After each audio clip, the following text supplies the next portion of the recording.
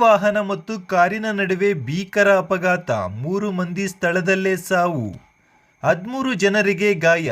ಚಿಂತಾಮಣಿ ತಾಲೂಕಿನ ಚಿಂತಾಮಣಿ ಮದನಪಲ್ಲಿ ರಸ್ತೆಯ ದಂಡುಪಾಳ್ಯ ಸಮೀಪ ಟೆಂಪೋ ಟ್ರಾವೆಲರ್ ಮತ್ತು ಕಾರಿನ ನಡುವೆ ಭೀಕರ ಅಪಘಾತ ಸಂಭವಿಸಿದ್ದು, ಸ್ಥಳದಲ್ಲೇ 3 ಜನ ಸಾವನ್ನಪ್ಪಿರುವ ಘಟನೆ ಬುಧವಾರ ಸಂಜೆ 6:30 ಸಮಯದಲ್ಲಿ ನಡೆದಿದೆ.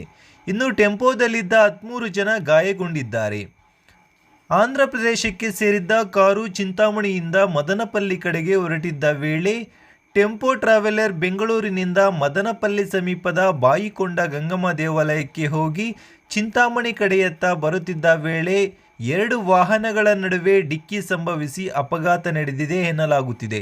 ಇನ್ನು ಅಪಘಾತದಲ್ಲಿ ಮೃತಪಟ್ಟವರನ್ನು ಆಂಧ್ರ ಪ್ರದೇಶದ ನೆಲ್ಲೂರಿನ ನಿವಾಸಿಗಳಾದ ಶ್ರೀಕಾಂತ್, ಶ್ರೀನಿವಾಸುಲು, ಪುಷ್ಪ ಎಂದು ಗುರುತಿಸಲಾಗಿದೆ.